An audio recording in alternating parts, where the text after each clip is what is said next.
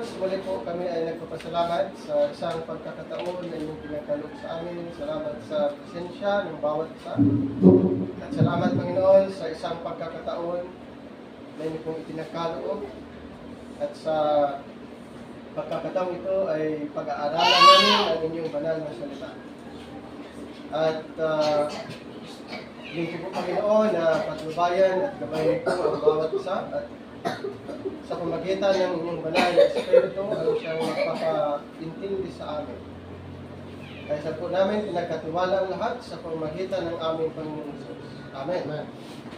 5 things Christ resurrection accomplished.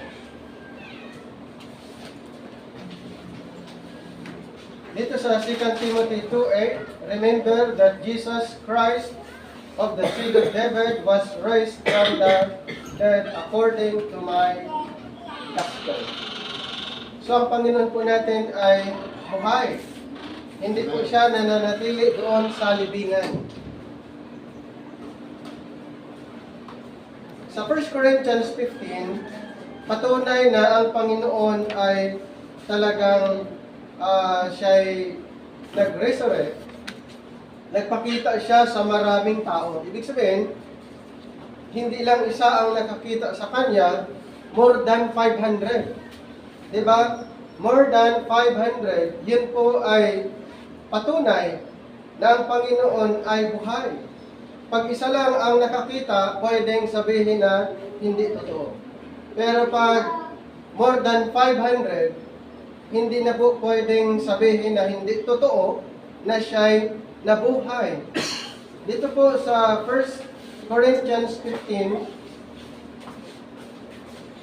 gusto kong basahin sa verse 1 muna. Moreover, brethren, I declare unto you the gospel which I preach unto you, which also ye have received, and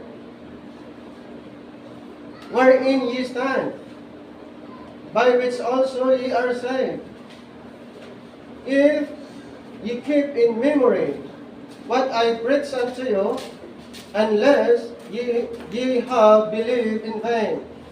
For I delivered unto you first of all that which I also received, how that Christ died for our sins according to the Scriptures, and that he was buried, and that he rose again the third day according to the Scriptures.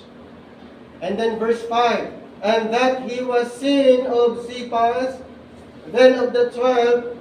After that, he was seen of above 500 brethren at once. So ang 500 dito po, sobrang dami na po. Ang Panginoon ay nakita more than 500 na siya po ay totoong buhay. On the third day, siya po ay nag-resurrect. Kaya ang Panginoon na sinasamba natin ay buhay. Hindi po siya nananatili doon sa libingan. Verse 6, after that he was seen of above 500 brethren at once, of whom the greater part remain unto this present, but some are fallen asleep. 7, after that, he was seen of James, then of all the apostles, and then, number 8, and last of all, he was seen of me. Sino po yung last na nakakita sa kanya? Si Apostol Pablo. Siya po yung last. As of one born out of due time. 9.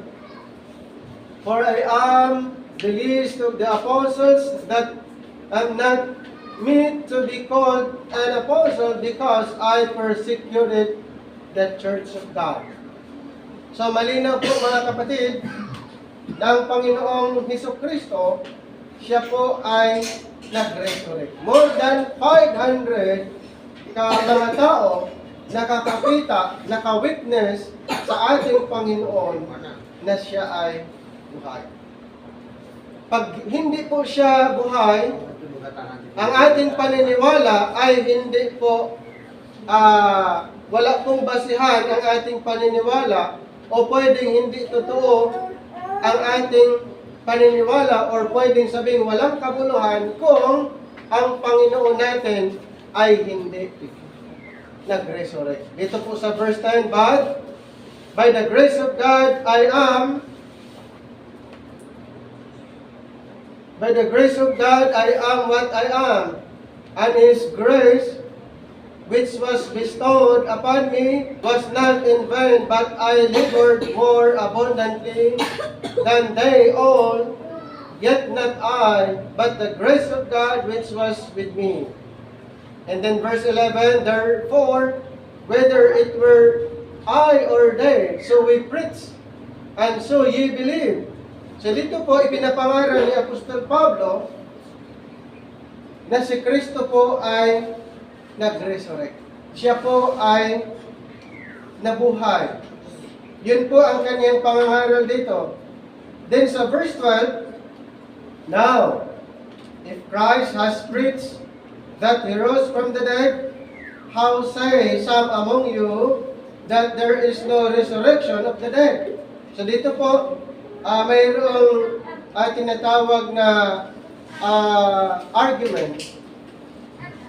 Kung si Kristo ay binuhay, pero mayroong ilan na hindi naniniwala na siya po ay nag-resurrect. Mayroong mga ilan na hindi naniniwala na siya ay nag-resurrect. Mayroon namang iba na naniniwala na si Kristo ay nag-resurrect. Number 13, but if there be no resurrection of the dead, then is Christ not present. Diba sa verse 13 ang sinasabi, kung walang pagkabuhay sa mga patay, ibig sabihin, si Kristo ay hindi nabuhay. Diba? Pagdating sa 14, and if Christ be not risen, sakaling si Kristo ay hindi nabuhay, then is our preaching vain, and your faith is also vain. Dito po malinaw, kung si Kristo daw na ating ipinapangaral ay hindi namatay, ang ating pangangaral walang kabuluhan, at yung ating paniniwala din ay walang kabuluhan. Di ba? Kung si Kristo ay hindi namatay, hindi namatay at hindi nabuhay, ang ating preaching, ating pangangaral ay walang saysay. Ang ating paniniwala, walang saysay kung si Kristo ay nanatili sa libingan. O yung iba ay sinabing hindi namatay, ang kanyang siya ay mayroong iba na replacement. Si Kristo daw ay hindi talaga namatay kundi pinalitan. Mali po yun. Yung iba naman, yes, si Kristo ay namatay, inilibing, and then on the third day, ninakaw daw yung kanyang katawan para sabihin ng mga disipulo niya, siya ay nabuhay. May mga ganun po. So, wala pong katotohanan yan. Sinabi ng Panginoon na siya ay mamatay and then mabubuhay. Sinabi na niya bago pa siya namatay. Gusto kong basahin muna natin ang Luke 18. Sinabi na niya bago siya pumunta sa Jerusalem, ito po yung sinabi niya sa Luke 18, 31 to 34, then he took unto him the 12 and said unto them, behold, we go up to Jerusalem, and all things that are written by the prophets concerning the Son of Man shall be accomplished. For he shall be delivered unto the Gentiles, and shall be mocked, and spitefully entreated, and spitted on, and they shall scourge him, and put him to death, and the third day he shall rise again. Sabi niya, verse 34, hindi naunawaan ng mga disipulo, and they understood none of these things, and the saying was hid from them, neither knew they the things which were spoken. Pero sinabi ng Panginoon, at ito nga yung patunay, nakita siya ng more than 500 ka mga tao na siya po ay buhay. Ano pang sinasabi niya dito sa verse 15, yea, and we are found false witnesses. In 1 Corinthians 15. Ito pong sabi, and ye and we are found false witnesses of God because we have testified of God that He raised up Christ, whom He raised not up, if so be that the dead rise not. So magiging false witnesses po ang mga nananagan kung si Kristo ay hindi nag-resurrect.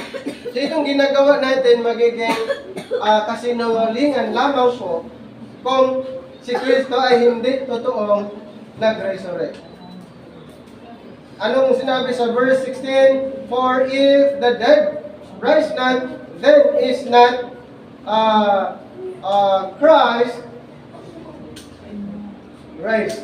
Then sa 17, if Christ be not raised, your faith is vain. Ye are yet in your sins.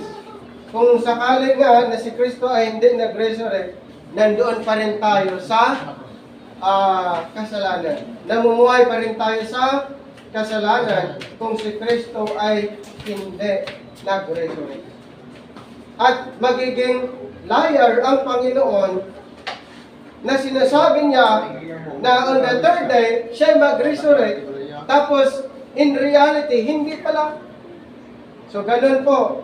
Pero ulitin ko, ang Panginoon natin ay nag-resurrect.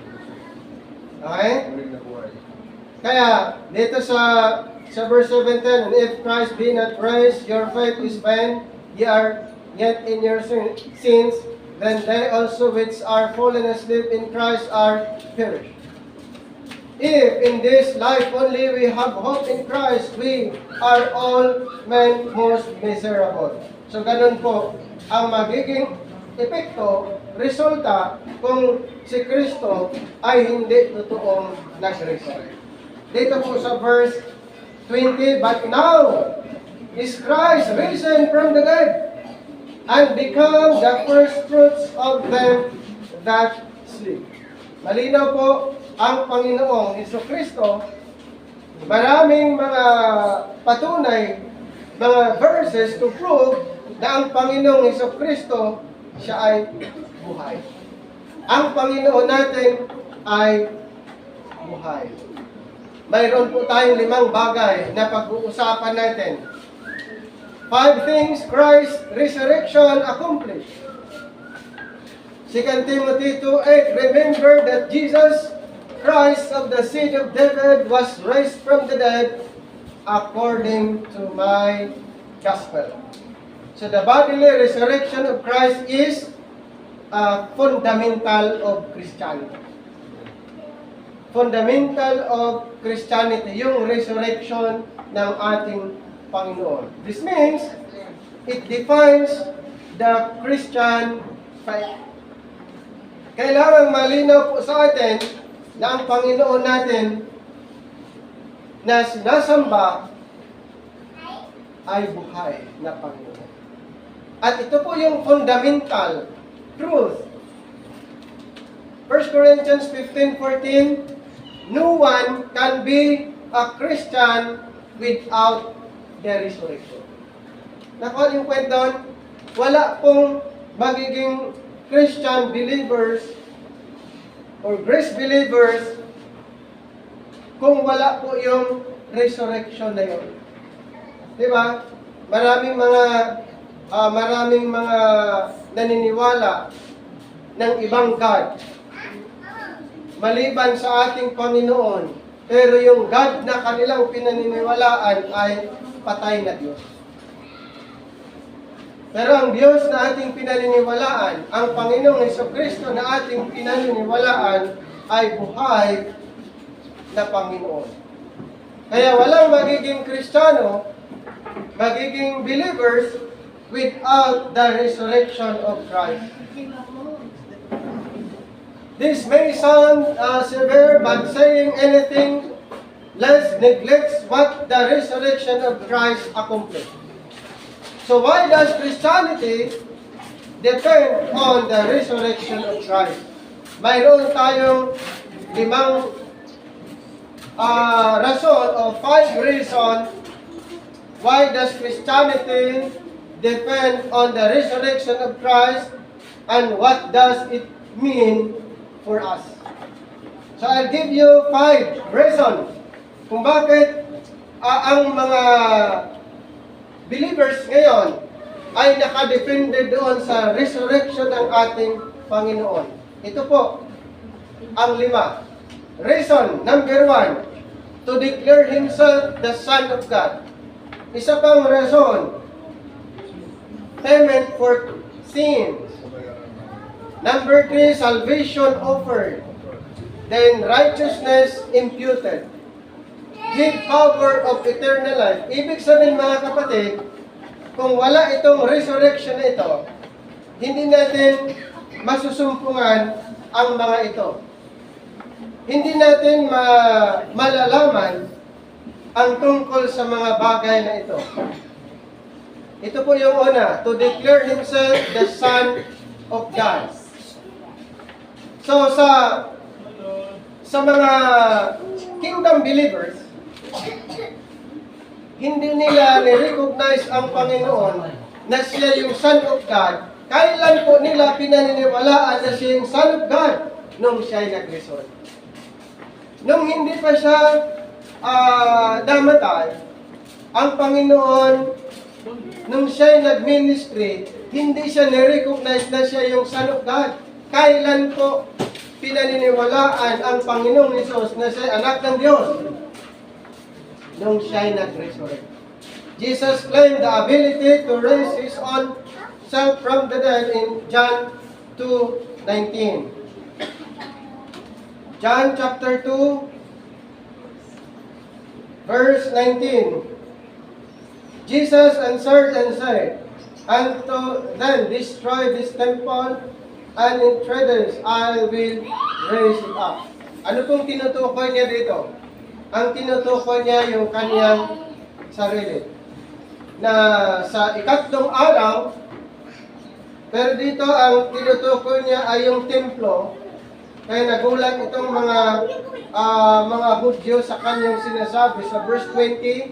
Then said the Jews, 40 and 6 years was this temple in building, and wilt thou rear it up in 3 days? Pero ang tinutukoy ng ating Panginoon, dito sa verse 21, but He spake of the temple of His body. And then, in Matthew 12:39 to 40, this is the power of God. He told Israel the sign that proved He was the Son of God would be His resurrection. Dito po sa Matthew 12, may gumamit siya ng illustration katulad sa naranasan ni Jonah.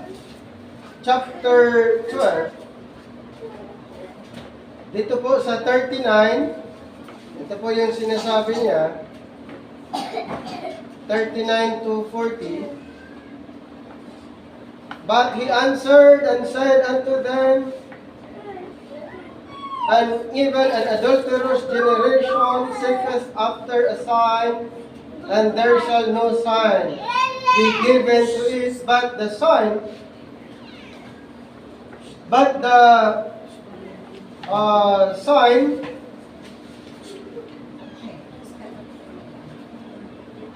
of the prophet Jonah.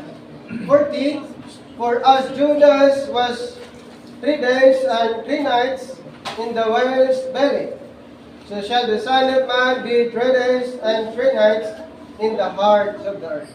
Kaya malinaw po, ito yung isa sa mga ginamit na illustration ng ating Panginoon yung sa nangyari kay Jonah. At ito po ay nangyayari. Kaya maraming mga Jewish naniniwala nung siya nag-resurrect. Nung sinabi niya, actually ito ay sinabi lang niya, nung hindi pa siya namatay, sinabi niya na ganito po ang senaryo. Kaya, nung siya nag-resurrect, ang dami pong naging believers. Ang dami pong naging believers. Tignan niyo po dito sa Acts 2. every day 3,000 ang naniniwala. 3,000 souls converted daily after the resurrection of Christ. Dito po sa Acts 2, Acts 2:41. Basahin ko lang, Acts 2:41. Then they that gladly received His word were baptized, and same day there were added unto them about 3,000 souls, 47, praising God and having favor with all the people, and the Lord added to the church daily such as should be saved. Ilang thousand ang na-convert daily after the resurrection ng ating Panginoon. 3,000. So mas maraming naniniwala na ang Panginoon ay Son of God, lalo na sa mga Israelites nung siya'y nag-resurrect. So, ibig sabihin, napatunayan na si Kristo ay anak ng Diyos after nung siya'y nag-resurrect. Ano ba? Dito sa Romans 1:4, Paul also testifies to this resurrection declaration. Even Apostle Paul, sinabi din niya sa Romans 1:4, and declared to be the Son of God with power according to the Spirit, according to the spirits of holiness by the resurrection from the dead. So, si Apostle Paul, sinabi din niya yung tungkol sa resurrection ng ating Panginoon. If He did not resurrect, halimbawa, Jesus Christ did not resurrect, then He was a liar. Nakuha niyo yung point? Kung si Kristo hindi nag-resurrect at sinabi niya na siya mag-resurrect, then He was a liar, not the promised Christ and not God manifest in the flesh. Eh ito pala ang nangyari, nung sinabi ng Panginoon na siya mag-resurrect, maraming hindi po naniniwala doon during that time. Nung sinabi niya na siya mamatay and then siya mag-resurrect, wala pang naniniwala.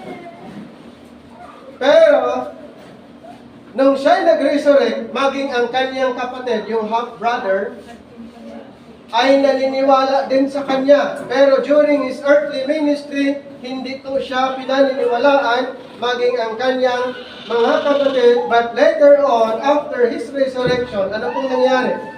Maging ang kanyang kapatid naniniwala din. At maraming naniniwala na siya'y tagapagligtas, siya'y Son of God after His resurrection.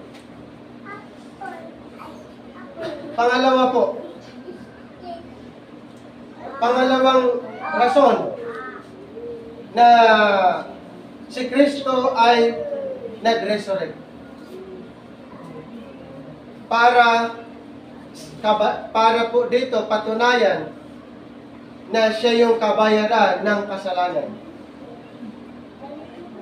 Payment for sins. You may be thinking that it was through His death and shed blood that He provided the atonement for sins, and you would be right. So tandaan po natin yung sa ginawa ng ating Panginoon. Sa binasa natin sa 1 Corinthians 15, balikan lang po natin. Dito sa verse 1, moreover, brethren, I declare unto you the gospel which I preach unto you, which also ye have received, and wherein ye stand, by which also ye are saved.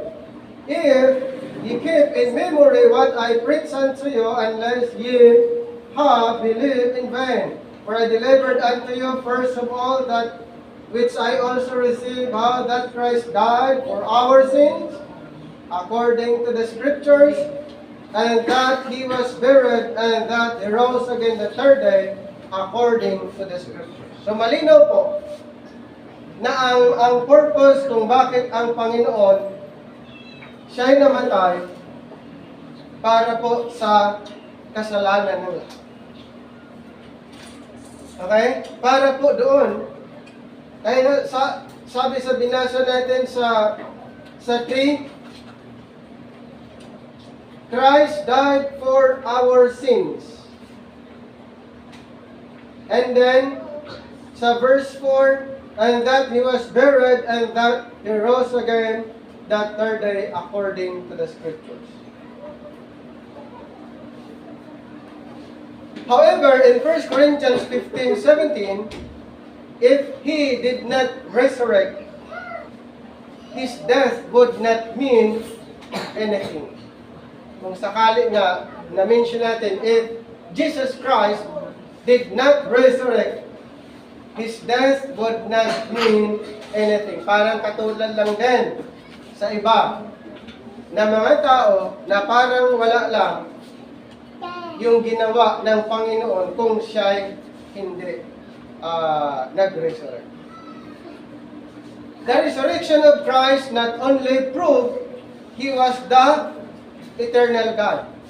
Ulitin ko, the resurrection of Christ not only proved He was the eternal God, the giver of all life, but that His work to pay for sins through His death was sufficient and complete.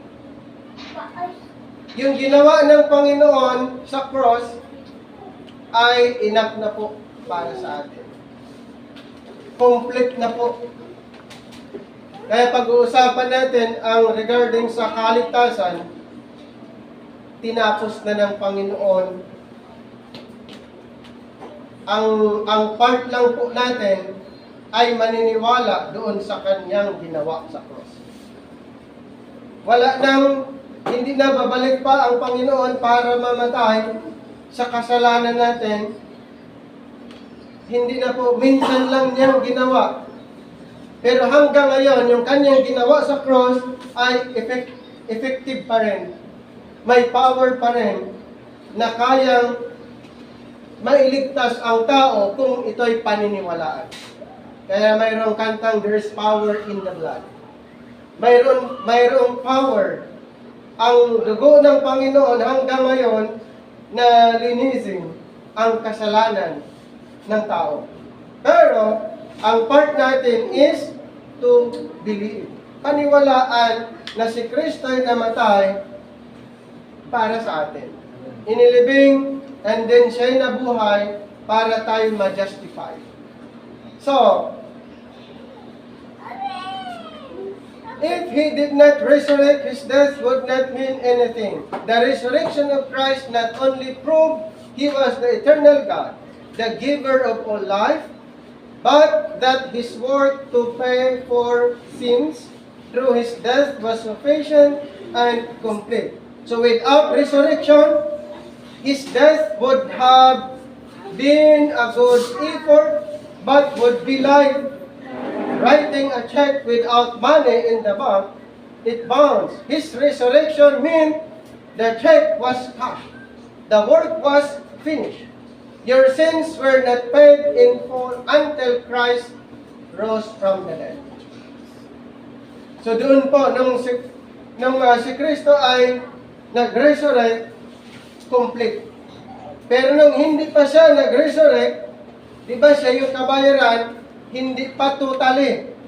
Okay, hindi pa totally paid in full until Christ siya'y nag-resurrect from the dead. Doon lang po. So nung siya namatay, kaya nga, kung si Kristo ay namatay, inilibing, kulang. Okay, dapat mayroon yung resurrection.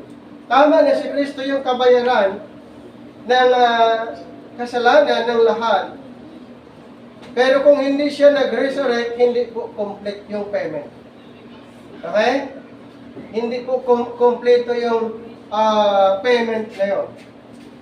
So ulitin ko po mga kapatid, isang pangalawang rason kung bakit ang Panginoon ay nag-resurrect at anong ibig sabihin para mabayaran ang kasalanan ng lahat ng tao. Pangatlong reason kung bakit ang Panginoon ay nag-resurrect at kung ano ang ibig sabihin nito. Number 3, salvation offered. Inoffer niya ang kaligtasan. Alam niyo po, ang kaligtasan ay available para sa lahat. Ang salvation by grace, ito po ay available para sa lahat. Yes, available, pero ilan lamang ang nakakatanggap, ilan lamang ang nakakasumpong ng kaligtasan. Dahil ito po'y makakamtan lamang kung paniniwalaan ang Panginoong Hesukristo. Lalong-lalo na sa kanyang ginawa.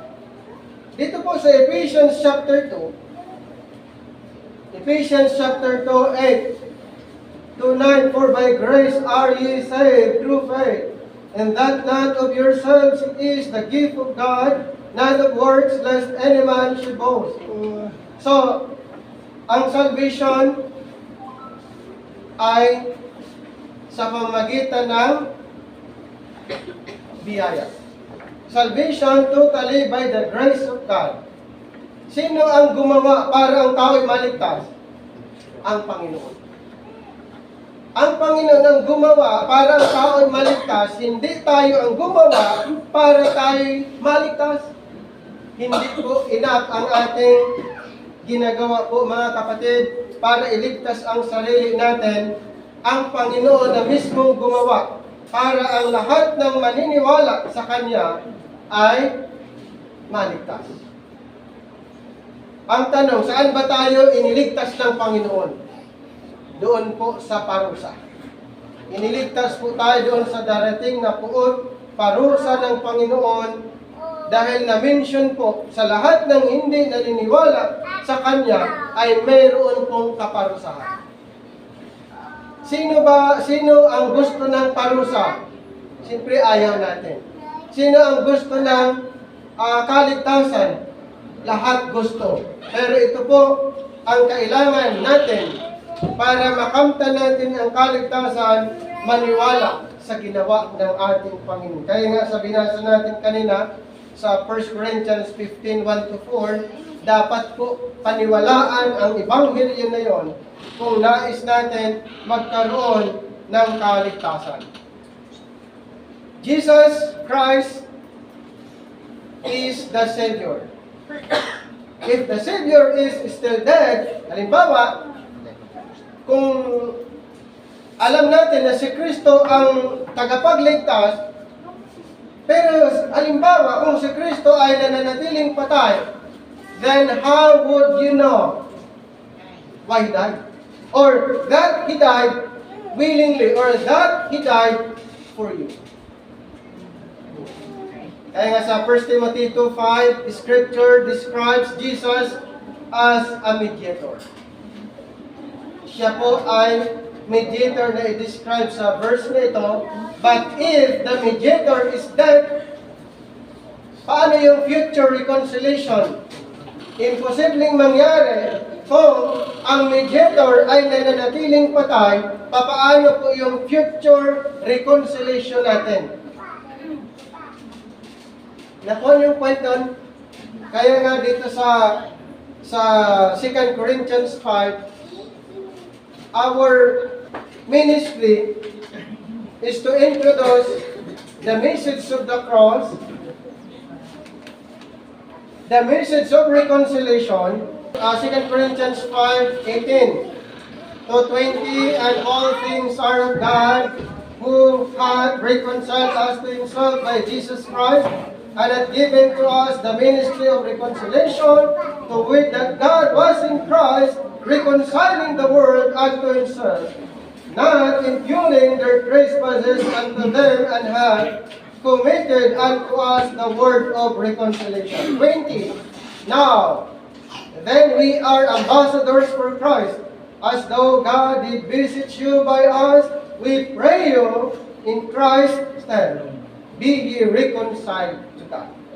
Bakit mayroon pong message of reconciliation? Ito po'y patunay na si Kristo po ay buhay.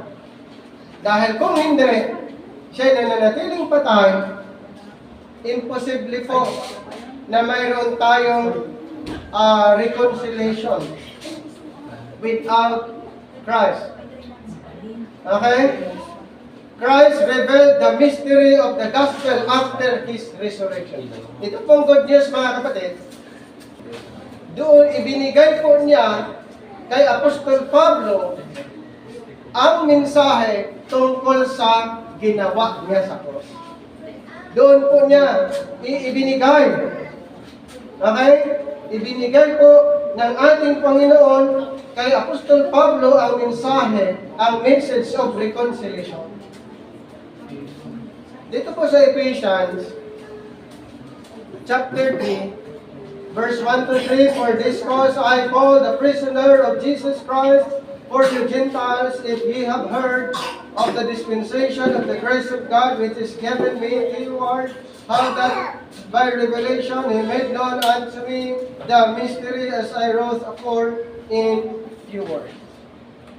So kailan po ibinigay, inirevealed ng ating Panginoon ang mystery of the gospel after His resurrection. Kaya ang salvation po natin, mga kapatid, ay maniwala doon sa Kanyang ginawa sa cross, His death, burial, and resurrection.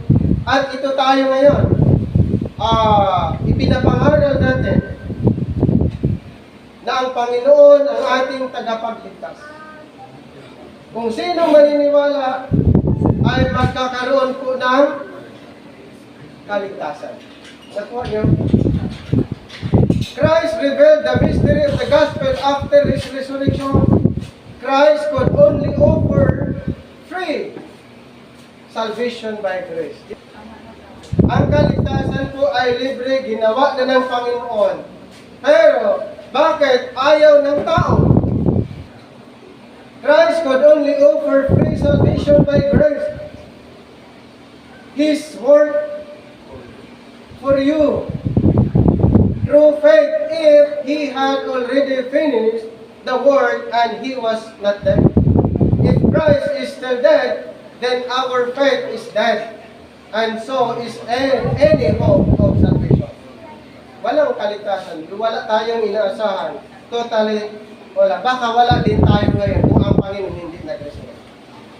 Baka wala din tayong ganitong klaseng gathering, pagtitipon, kung si Kristo ay hindi nag-resurrect.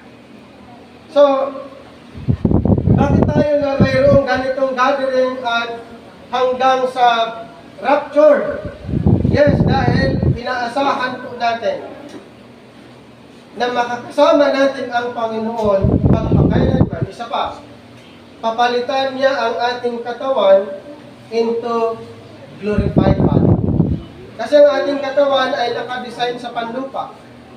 Ang gusto ng Panginoon, lahat ng maniniwala ngayon ay makakasama niya doon sa kalangitan. So dapat papalitan ang ating katawan ng katawang panlangit. Pero, masusumpungan lamang po kung maniniwala. Kung paniniwalaan ang Panginoon. May sinasabi sa Philippians chapter 3, Philippians chapter 3 verse 20 to 21.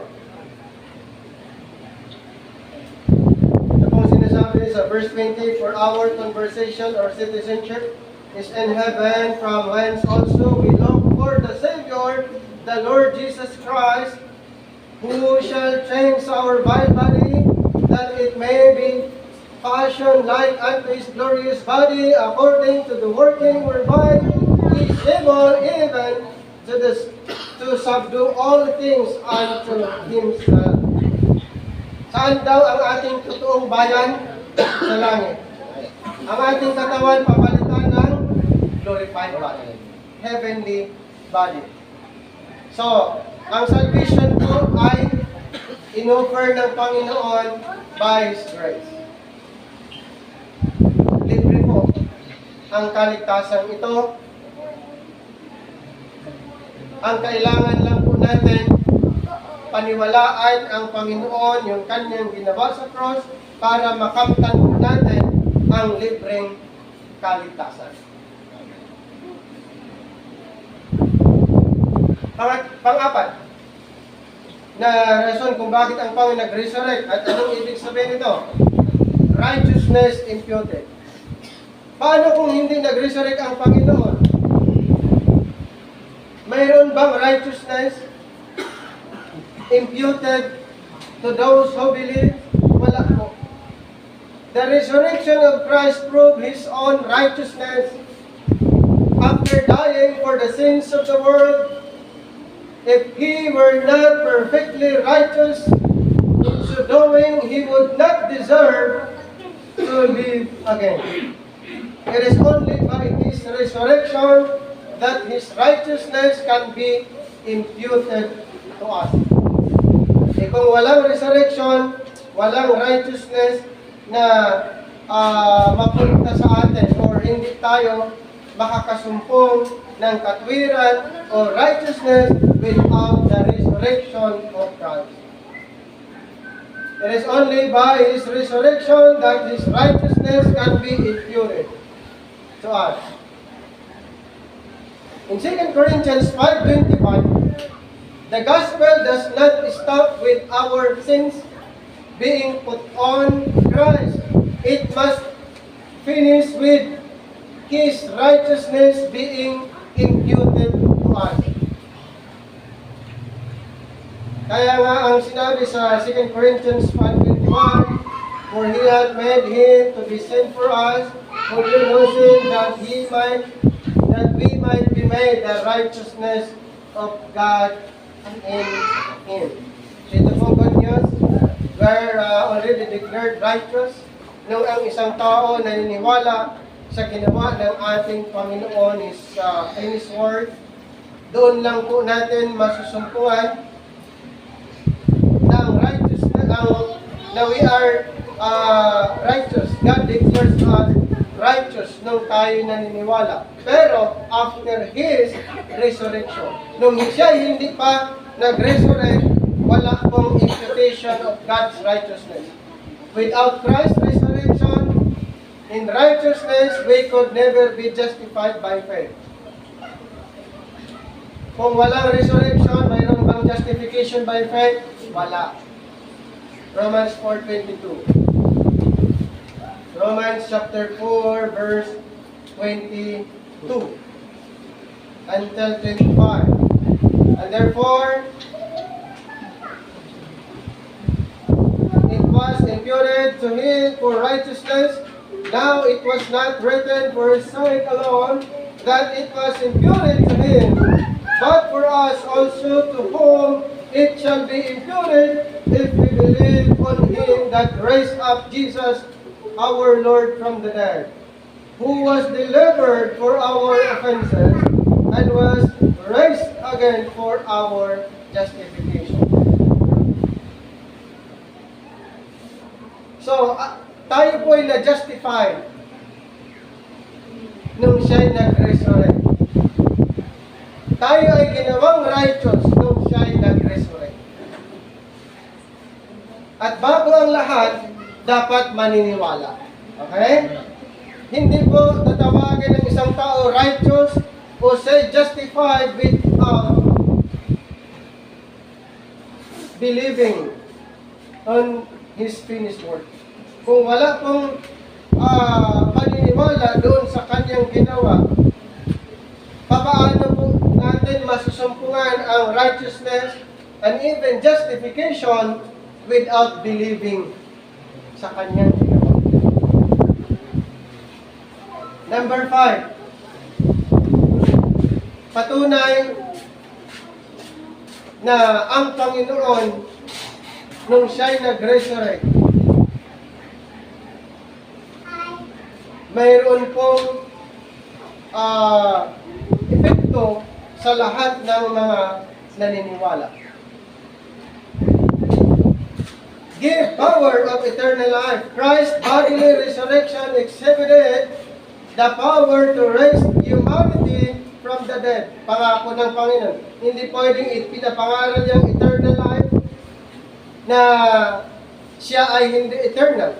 Hindi niya ipinapangaral ang resurrection kung siya naman hindi nag-resurrect from the dead. The promise of eternal life would be nonsense if the Savior ended His life with death, never to live again. Magiging useless ang eternal life kung ang Panginoon hindi siya nag-resurrect. Walang saysay ang eternal life kung ang Panginoon ay nananatiling patay. There is no life found in a dead Savior. Nakuha nyo? Walang saysay lahat po yun kung ang Panginoon natin ay hindi siya nag-resurrect. Walang saysay yung sinabi niya, bibigyan ko ng eternal life na siya hindi naman nabuhay. Siya nananatiling patay. The Lord Jesus Christ defeated death through His resurrection, alive forevermore. To guarantee life eternal. It is the power of His resurrection that He offers to us through the gospel. Through the gospel. Ano pong gospel na yan? The gospel of the grace of God. The gospel of the grace of God contains Christ's finished work. Kaya kung wala itong gospel na ito, wala pong foundation ang ating paniniwala. Without the bodily resurrection of Christ, we could not live the Christian life. Nakuha niyo, without the bodily resurrection of Christ, we could not live the Christian life. There would be no life in Christ. Life and immortality was only brought to light at the appearing of Christ after His resurrection. 2 Timothy 1:10. 2 Timothy chapter 1 verse 10, but is now made manifest by the appearing of our Savior Jesus Christ, who has abolished death and hath brought life and immortality to light through the gospel. So malinaw po na ang eternal life matatagpuan lamang natin kay Kristo nung siya'y nag-resurrect. Alam niyo po, nung hindi pa siya namatay, hindi siya pinaniniwalaan na siya yung source of eternal life. But later on, pinaniniwalaan na. Kasi nung siya namatay, nabuhay, hindi na po siya mamatay. Forever na po siyang buhay at hanggang ngayon. At ayon sa kanyang pangako, na kung tayo ay mamamatay, tayo din ay bubuhayin at hindi na makakaranas ng kamatayan. Ang sabi niya sa 1 Thessalonians 4, na we are forever be with the Lord. Maging forever na po tayo kasama ang Panginoon. Sabi niya dito, sa verse 17, 4:17, 1 Thessalonians, then we which are alive and remain shall be caught up together with them in the clouds to meet the Lord in the air, and so shall we ever be with the Lord. Life, immortality was only brought to light at the appearing of Christ and His resurrection. Without Christ's resurrection, we are all dead. Wala tayong inaasahan kung si Kristo ay nananatili doon sa libingan. Pero good news po para sa atin mga kapatid, siya ay nag-resurrect. Buhay ang Panginoon natin. Buhay ang Panginoon, kaya kailangan laging excited tayo every Sunday. Nandito, mayroon tayong gathering. Bakit? Buhay ang Panginoon natin. Hindi siya patay. Bilang pagtatapos, all of these things depend on the bodily resurrection of Christ.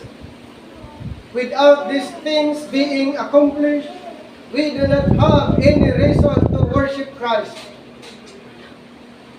Ulitin ko po, without these things being accomplished, we do not have any reason to worship Christ or preach Christ for salvation. Declare righteousness in Christ or eternal life through Christ. In summary, we would not be Christians unless Christ rose from the dead.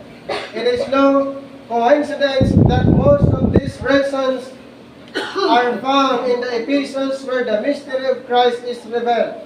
It was Paul who said in 2 Timothy 2:8, remember that Jesus Christ of the seed of David was raised from the dead according to my doctrine. Christianity is not a religion.